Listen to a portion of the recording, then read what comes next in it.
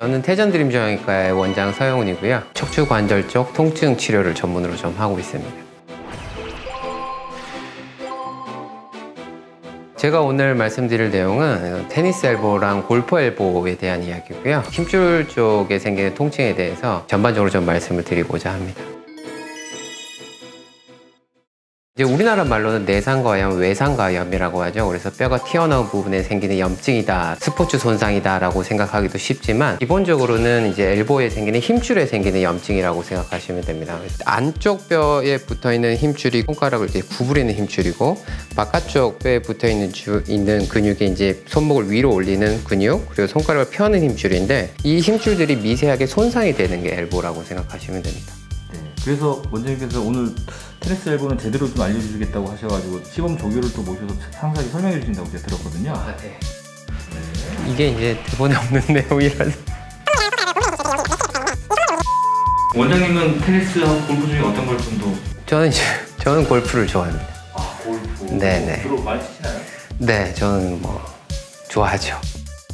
골프를 치면서 엘보 통증이 생긴 적이 있는데, 테니스 같은 운동도 그렇고 손목을 이렇게 많이 꺾어 쓰기가 쉽고, 골프 같은 경우에도 얘를 이렇게 꺾어 오면서, 아니면 얘를 이렇게 꺾어 오면서 손목의 움직임이 들어가기가 쉽기 때문에 여기가 아파지죠. 내가 이게 스냅을 이런 식으로 주는 거는 상관이 없습니다. 이건 큰 근육을 쓰는 거니까. 근데 내가 이거를 의식을 해서 이런 식의 움직임이 생기면 엘보가 생깁니다. 엘보라고 하는 게 사실 쉽게 낫지 않습니다. 그럼 이게 평생 짊어지고 가야 되는 건 아니죠? 짊어지고 가야 되는 건 아니고, 이제 지속적으로 이게 내가 손을 사용하는 습관을 좀 바꾼다든지, 스트레칭을 많이 한다든지, 그리고 큰 근육을 쓰는 운동을 한다든지, 이런 걸 해서 습관을 좀 바꾸고 힘줄이 약해진 부분은 이제 병원에서 치료를 하면서 강화를 시키면, 엘보는 제가 생각하기에는 잘 안 낫는 병이긴 하지만 언젠가는 꼭 나을 수 있는 병이라고 생각하시면 됩니다. 약물 치료라든지 아니면 그냥 기본적인 물리치료를 떠나서 엘보에만 특징적으로 쓰는 치료가 최충격파 치료라든지 아니면 이제 주사 치료, 이렇게 나눠볼 수가 있는데, 충격파라고 하는 치료는 기계를 이용을 해서 심부 조직에다가 충격을 주는 겁니다. 순간적으로 조직이 이렇게 압력이 되었다가 올라오면서 음압이 걸릴 때 이제 신생혈관이 들어오기도 하고 조직이 이제 강화되는 효과를 노리는 거고요. 요즘에는 DNA 주사는 힘줄이 부어 있을 때 가라앉히는 역할을 좀 해주고, 재생되는 효과도 조금 있고, 이제 부작용이 크게 없기 때문에 DNA 주사를 한다거나, 이 힘줄이 약해진 부분에 시멘트처럼 이제 고농도의 콜라겐을 발라주는 것처럼 콜라겐 주사를 한다거나, 이제 본인 피를 뽑아가지고 혈소판이 풍부한 혈장만 분리를 해서 주사하는 PRP 치료를 많이 하죠.